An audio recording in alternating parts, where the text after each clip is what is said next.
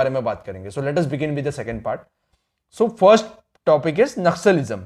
C naxalite movement, the movement started in Naxalbari in Darjeeling district of West Bengal. See, there is one village called as Naxalbari in Darjeeling district of West Bengal. West Bengal में जो Darjeeling district है उसमें नक्सलबारी करके एक village है, वहां से ये नक्सलाइट मूवमेंट स्टार्ट हुआ. Let us understand what was the reason this naxalite movement was started. See in case of Indian villages, तो आपको पता होगा कि इंडिया में जो विलेजेस है उसमें जो पुअर लोग है, जो लैंडलेस लेबरर्स है, जो लेबर का काम करते हैं, जो मजदूर का काम करते हैं, मजदूरी का काम करते हैं, उनके पास खुद का लैंड नहीं होता है. तो ये दूसरे के लैंड पे जाके काम करते हैं, दूसरे के खेत में जाके काम करते हैं. So there are some zamindars who are having lots of money, who are having lots of land. So this zamindars are exploiting this people. उनसे जबरदस्ती काम कराते हैं, उनको ठीक से पैसा नहीं देते. So they are exploiting this people. So from earlier time also, from colonial time also, this problem was existing in India. So there were some people who were fighting against this government, who were fighting against these zamindars.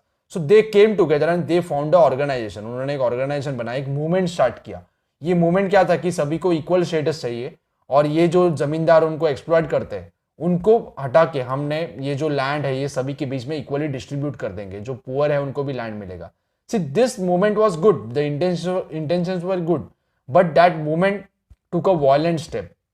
इन लोगों ने violent step use करके guns अपने हाथ में लेके government के against fight किया. ये गवर्नमेंट के जो पुलिस ऑफिसर्स है या फिर जो आर्मी के लोग हैं या पैरामिलिट्री के लोग हैं उनको अटैक करते थे. वहाँ के जो रोडवेज है या फिर वहाँ के रेलवेज है उनको डिस्ट्रॉय कर देते थे. वहाँ के जो गवर्नमेंट ऑफिसर्स है उनको किडनैप कर देंगे, मार देंगे. ये अलग अलग तरीके यूज करके, गलत तरीके यूज करके उन्होंने अपने डिमांड्स फुलफिल करने का कोशिश किया. So they are running a parallel government. जो इंडिया का जो गवर्नमेंट है, इलेक्टेड गवर्नमेंट है, उनके साथ एक पैरेलल गवर्नमेंट चला रहे. ये इंडिया के गवर्नमेंट को नहीं मानते, ये अपना अलग गवर्नमेंट चला रहे. इनके अलग रूल्स है, इनके अलग मिनिस्टर्स है अपने खुद के. So they are creating a challenge to the government. They are creating a challenge to the government. They are challenging the Indian government and they want a separate country. ये अपने India के अंदर ही अलग country का demand कर रहे हैं. So this is the background of Naxalite movement. Let us study what is given in the book. The Naxalites organized a small land holding farmers. Small land holding means छोटे जिनके पास land होते हैं, कम land होता है. Farmers and land laborers and took charge of their land. Put up red flags and declared that area a free territory. जो उन्होंने जो land कब्जे में ले लिया और ये जो लैंडलेस छोटे लैंड वाले जो कम लैंड वाले लोग थे या लैंडलेस लेबरर्स थे उनको ये उनको लैंड डिस्ट्रीब्यूट कर दिया. वहाँ उन्होंने रेड फ्लैग्स लगा दिया. उनके निशानी होता है कि रेड कलर का फ्लैग होता है जिसमें बीच जो फ्लैग लगा दिया और ये जो टेरिटरी है जो उन्होंने कब्जे में ले लिया था उसे फ्री टेरिटरी डिक्लेयर कर दिया. All this movement that took inspiration from this rebellion is called as Naxalite movement. ये जो नक्सलबारी में जो रेबिलियन हुआ, जो फाइट हुआ कि वहाँ के जो नक्सलबारी के लोग थे उन लोगों ने वहाँ के जो जमींदार थे या वहाँ के जमींदार के जमीन अपने कब्जे में ले लिया, वहाँ के जमींदार को मार के या वहाँ के जमींदार को हटा के वहाँ के जमीन पूरे अपने कब्जे में ले लिया और ये पुअर लेबरर्स में या पुअर लैंड ओनर्स के बीच में डिस्ट्रीब्यूट कर दिया और वहाँ रेड फ्लैग लगा के उस एरिया को फ्री टेरिटरी डिक्लेयर कर दिया. So this problem of exploitation was faced by entire country. पूरे कंट्री में ऐसे प्रॉब्लम थे. So some people took inspiration of this rebellion. वो जो रेबिलियन हुआ नक्सलबारी एरिया में उससे इंस्पायर होके बाकी जगह में इंडिया के कुछ लोगों ने सेम तरीके से गवर्नमेंट को चैलेंज किया या वहां के जमींदार के जमीन अपने कब्जे में ले लिया. The movement had the objective of establishing action committees to raise a voice against the exploitation of farmers. So farmers का जो exploitation हो रहा है उसके खिलाफ आवाज उठाने के लिए ये नक्सलाइट मूवमेंट स्टार्ट हुआ था. So by farmers by landlords and confiscate of land and landlords and distributed among the tenants. So ये क्या करते थे, लैंड कन्फेसिकेट करते थे, वो कैप्चर कर लेते थे और ये लैंड को डिस्ट्रीब्यूट कर देते थे. जो पुअर फार्मर्स थे उनके बीच में डिस्ट्रीब्यूट कर देंगे या जो लैंडलेस लेबरर्स है उनके बीच में डिस्ट्रीब्यूट कर देते थे. Later the movement stayed away from these objectives. The objectives were good. ये objectives उनके अच्छे थे कि जो पुअर फार्मर्स है उनको हेल्प कर रहे थे.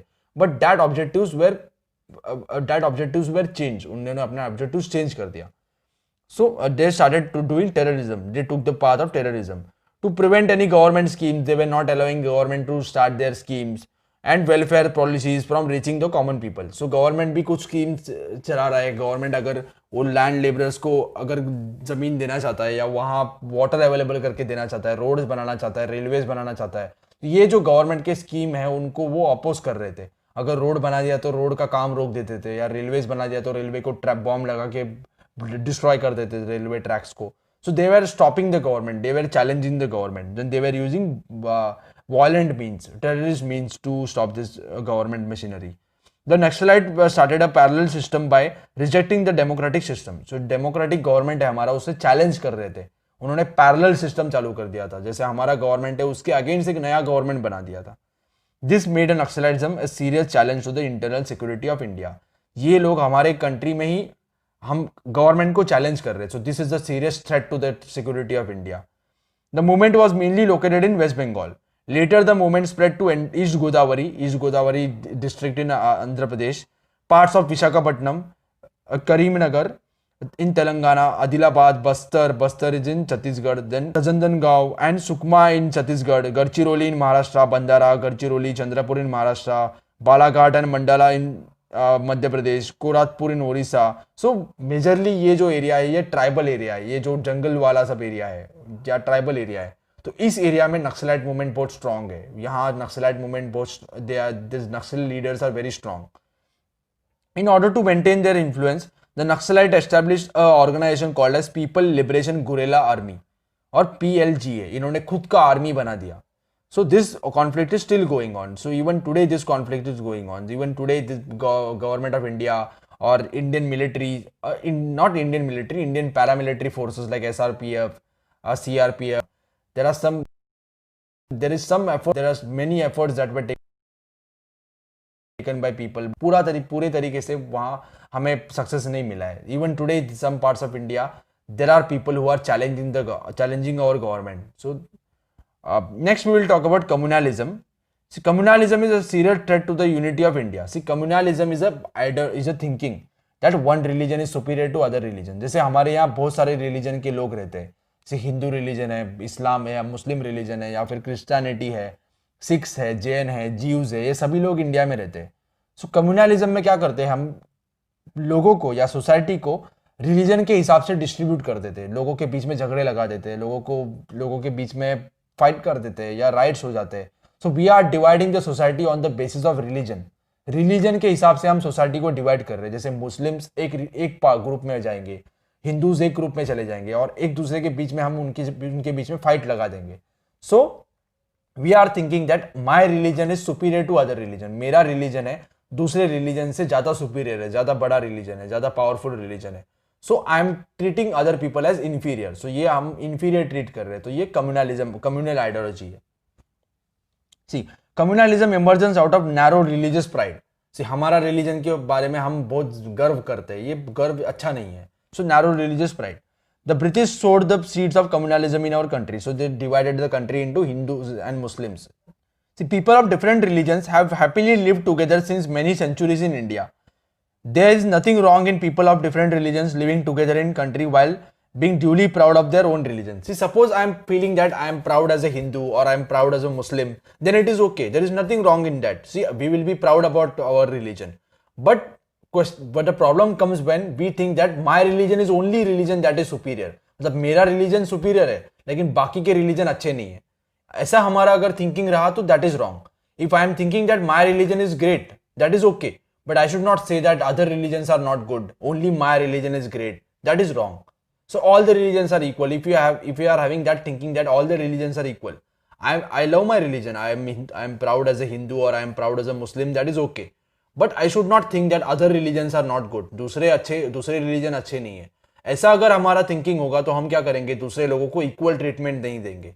हम अपने आप को ज्यादा superior मानेंगे, दूसरे को ज्यादा inferior मानेंगे. So that is wrong. See, when the pride becomes excessive, it turns into bigotry. Bigotry मतलब hatred towards other religion. So we start to hate other religion. Each one of this begins to consider their religion as superior and other religion as inferior. This leads to religious fanaticism. Fanaticism मतलब एक religion के बारे में बहुत ज़्यादा प्यार होता है. अगर किसी ने हमारे रिलीजन के बारे में कुछ गलत बोल दिया तो हम राइट्स करने चालू कर देते हैं या दूसरे रिलीजन के लोगों को किल भी कर देते हैं. Fanatism is a base of communalism. It makes one obvious of national interest. So ये हमारा national interest सब बाजू में हो जाता है और हम रिलीजन के हिसाब से दोनों के दूसरे रिलीजन के लोगों के साथ फाइट करने लग जाते हैं. People of different religions does not trust each other. They become suspicious of each other. So they are thinking that some people are terrorists. Many Muslims or majority of Muslims are living happily in India. They are feeling that India is their country. So they are happily living in India.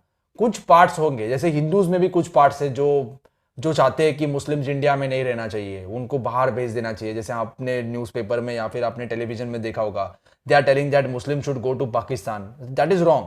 So in both the religions people are, some people are there who are trying to make a fight between both the religions. So we should ignore them. We should live together in our country. So compatriots means Hindus and Muslims, or people from two religion who are fighting with each other. They are compatriots. Follow different religions are looking at their enemies. They are looking with other religion as enemies. Even commensality or coming together on festivals become rare. So एक दूसरे के festivals हम लोग celebrate नहीं करते. So as a result, it becomes difficult for everyone to come together and to get organized for the demands and rights of citizens. Fanatism makes the perspective of looking at events and people prejudice. See, as we are living in our country, as we are Indian citizens, so हम अगर एक साथ रहेंगे तो हम country के या government के पास अच्छी तरीके से अपना डिमांड्स रख सकते हैं. If the society is divided, अगर सोसाइटी डिवाइड हो जाएगा तो ये पॉलिटिशियंस है या जो लीडर्स है उनके लिए भी आसान है. अगर हमारा सोसाइटी अगर डिवाइड हो गया, हिंदूज में और मुस्लिम्स में और सिख्स में डिवाइड हो गया, क्रिश्चियंस में डिवाइड हो गया, तो ये जो पॉलिटिकल लीडर्स है या जो लीडर्स है ये एक कम्युनिटी को टारगेट करते हैं और वहां के लोग ज्यादा से ज्यादा वोट जीतने का कोशिश करते हैं. वहां के वोट्स उनको मिल गए तो वो पावर में आ जाते हैं. So they are intentionally divided the country in on the basis of religion. दोनों ग्रुप्स के बीच में झगड़ा लगा देते हैं. ये पॉलिटिकल गेन के लिए करते हैं. अगर हमने ऐसा कर दिया तो ये कंट्री का यूनिटी जो हम सिटीजन करके हम रहते हैं कंट्री में, सो हमारा कुछ राइट्स है, अगर हम डिवीजन हो गया हमारे बीच में तो हम अपने राइट्स के लिए अच्छी तरीके से फाइट नहीं कर पाएंगे because the society is divided. And there are prejudices. Prejudice मतलब we are having some thinking that और Islam is wrong और Hindu religion is wrong. ये हमारा thinking है, हमें सच्चाई नहीं पता होता है. But we are telling that religion is wrong or that religion is good. We don't know about the facts. We are just having an idea that religion is good or that religion is bad. We are not having the fact. That is prejudice. Some people begin to think economic and social questions also in the framework of their religion. Some people of all religion think that since they belong to particular religion, they have no influence in politics. So there are some people in India who are thinking that as they are belonging to this religion, because of this they are not getting equal power. Some religion is superior, some religion is inferior. So they begin to believe that they are being treated unjustly. Equal treatment नहीं मिल रहा है उनको, ऐसे कुछ religion के लोगों को लगता है. They hold the idea that government is partial against their religion. जैसे गवर्नमेंट पार्शियलिटी कर रहा है ऐसे हमें लगता है. अगर कोई रिलीजन के लोगों को इक्वल स्टेटस नहीं मिल रहा है तो उनको लगेगा कि गवर्नमेंट हमारे साथ पार्शियलिटी कर रहा है, गवर्नमेंट हमें इक्वल स्टेटस नहीं दे रहा है. So in such a condition they became too sensitive about their religion and their co-religionists. If anybody speaks about their people of their religion and insults them, so religion symbols knowingly or unknowingly, riots break out because of kind of thinking. So अगर हमारा religion, हमें लगता है कि हमारे religion को equal status नहीं मिल रहा है सोसाइटी में, हमें इन्फीरियर ट्रीट कर रहे हैं, तो हम हमारे रिलीजन के बारे में बहुत ज़्यादा पॉजिटिव हो जाते हैं. अगर कोई पॉलिटिशियन या किसी ने नोइंगली और अननोइंगली किसी हमारे रिलीजन सिंबल का या किसी हमारे टेम्पल में जाके या किसी मॉस्क में जाके अगर कुछ गलत काम कर दिया तो हम बहुत सेंसिटिव हो जाते हैं, हाइपर सेंसिटिव हो जाते हैं और दूसरे रिलीजन के लोगों के साथ झगड़ा करना स्टार्ट कर देते हैं और ये राइट्स हो जाते हैं. So we are becoming more and more positive about our religion. So if suppose somebody is knowingly or unknowingly doing some bad practices about or saying something bad about our religion, then we are coming together and we are fighting against that people. We are doing riots. There are riots between some people. So this is very bad for the country. If the riots are happening, then our country will not live together. Our country will not get developed properly. So public property with crores of rupees is getting damaged. Hundreds of people are killed. Public peace is destroyed. Due to the bitter memory of riot, people are estranged from each other and mutual trust receives a setback. तो ये जो right होते हैं, right के बाद हमें लगता है कि मुस्लिम्स खराब है, या हिंदूज को लगता है कि मुस्लिम्स खराब है, मुस्लिम्स को लगता है कि हिंदूज खराब है। तो ये क्या होता है कि एक राइट्स की वजह से अगर हिंदूज और क्रिश्चियंस के बीच में राइट हो गया तो क्रिश्चियंस को लगेगा कि हिंदूज अच्छे नहीं है, और हिंदूज को लगेगा कि क्रिश्चियंस अच्छे नहीं है। तो इसके बाद क्या होता है कि हमारा एक दूसरे के ऊपर से विश्वास उठ जाता है। So there is no trust between the people, we are not trusting each other. If we are not trusting each other then we will not live happily in our country. ये जो ट्रस्ट है, जैसे हमारा एक दूसरे के ऊपर trust रहेगा तो ही हम पीसफुली हमारे कंट्री में रह सकते हैं। If the trust is not there then we cannot live happily in the country. So there will be always fight between people from different religions.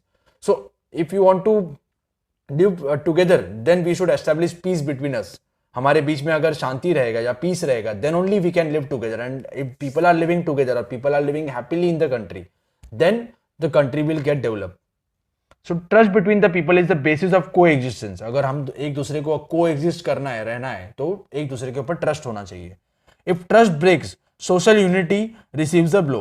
How can national unity be achieved without social unity? अगर society में unity नहीं रहेगा तो nation में कैसे unity रहेगा? सो nation का unity होने के लिए सोसाइटी में यूनिटी होना बहुत इंपॉर्टेंट है. Hence it is necessary that we all counter the religious communalism with all our strength. ये जो कम्युनल माइंड है, कम्युनल लोग है जो हमारे बीच में झगड़ा लगाने का कोशिश कर रहे हैं, इन सभी लोगों को हमने काउंटर करना चाहिए. इन सभी लोगों को हमने स्ट्रांगली अपोज करना चाहिए. For this, we should mix with people of different religion. We should have friends with all the religion. If we are having friends, then we will know some good things about that religion also. Suppose हमारा कुछ अलग पहला mentality था कि ये religion अच्छा नहीं है, जब भी हम उन लोगों से फ्रेंडशिप करेंगे तो हमें पता लगेगा कि ये उस रिलीजन में ये बात अच्छा था, तो हमें पता लगेगा कि हमारा जो पहले थिंकिंग था वो गलत था. So if we are mixing with each other, we are living together, then people who are trying to involve us in fight, they will not become successful. So we should be able to look at and understand our economic and social problems personally. So हमारा जो economic problem है, social problem है, इनको हमें अच्छी तरीके से solve करना चाहिए. So we should not mix with this question with religion. So ये जो इकोनॉमिक प्रॉब्लम है या जो सोशल प्रॉब्लम है, ये हमने रिलीजन के साथ मिक्स नहीं करना चाहिए. See, there are people in India who, if you take the situation of Muslims in India, so as compared to Hindus, Muslims are more poor in our country. अगर हम सर्वे करेंगे तो मुस्लिम में जो वुमेन है वो बहुत पुअर है as compare to Hindu women. तो ये जो प्रॉब्लम्स है ये हमें एक रिलीजन के हिसाब से नहीं देखना चाहिए. ये जो सोसाइटी में जो प्रॉब्लम है ये हमें सभी के लिए इक्वली प्रॉब्लम देखना चाहिए और ये प्रॉब्लम सॉल्व करना चाहिए. We should not think that only Muslim women are poor because Hindus are not doing good for that Muslim women. So ये ऐसा नहीं देखना चाहिए, ये सभी ने मिलके ये प्रॉब्लम सॉल्व कर देना चाहिए. So we should be able to look at and understand the economic and social problems rationally. We should not mix this question with religion. We should search for economic, political or historical reasons that are responsible for disturbing religious harmony. ये जो religious harmony है, religious peace है, ये जो खराब करने के लिए जो भी हिस्टोरिकल थिंकिंग है हमारा या हिस्टोरिकल इवेंट्स है, ये सब के बारे में हमें चेक करना चाहिए और ये इवेंट्स को ये जो प्रॉब्लम्स है इसे सॉल्व कर देना चाहिए. जैसे हमारा जो प्रॉब्लम स्टार्ट हुआ, हिंदू मुस्लिम का जो राइट्स का प्रॉब्लम स्टार्ट हुआ, that was started by Britishers. ये जो फॉरेनर्स उन्होंने हमारे बीच में फाइट लगा दिया, उन्होंने कंट्री को डिवाइड कर दिया. They did divide and rule policy. उन लोगों ने हमारे सोसाइटी को डिवाइड कर दिया और हमारे ऊपर रूल किया. सो ये डिवाइड एंड रूल पॉलिसी की वजह से आज हमारे ये प्रॉब्लम चल रहे हैं. So we should look at our historical facts and we should try to solve that problems. If the problems are solve then we will live happily in our country and there will be social unity in our country. And if the social unity is there then we will achieve national unity also. So this is the way we can put an end to communalism and strengthen our national unity. अगर हमने social problems है, हमारे जो historical problems है, उनको solve कर लिया तो ये कम्युनलिज्म का जो भी प्रॉब्लम है ये हम अच्छी तरीके से सॉल्व कर पाएंगे और कंट्री में नेशनल यूनिटी और पीस मेंटेन रहेगा. If the country is united then the country will become more and more powerful, more and more developed. Next we will talk about regionalism. See what is regionalism? Regionalism means having excessive pride about one region. एक region के बारे में हम proud होते हैं. सो ये excessive pride हो जाता है. जैसे महाराष्ट्र में जो लोग हैं, so people in Maharashtra, there are some political parties in Maharashtra also. So they are having very much pride about Marathi language or Marathi culture. So because of this pride, what other people are thinking, other people who are living in Maharashtra, who are non-Maharashtrians, they are thinking that these people are not giving us equal status. तो ये हमें equal status नहीं दे रहे। तो ये एक region के बारे में प्राइड होना अच्छा है, लेकिन एक्सेसिव प्राइड नहीं होना चाहिए।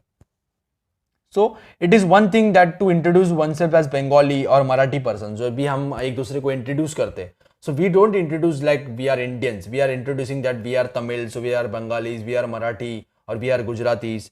सो this is because of religious, this is because of regional pride. हमारे रीजन के बारे में आप प्राउड होते हैं कि हम महाराष्ट्र में रहते हैं मतलब हम मराठी, गुजरात में रहते हैं मतलब हम गुजराती, या हम बंगाल में रहते हैं मतलब हम Bengali. So we are pride about our religion. हमारा पहला आइडेंटिटी होता है कि हम रीजन के मेंबर है, उसके बाद हमारा आइडेंटिटी होता है कि हम इंडियन है। So that is wrong. First identity should be that we are Indians.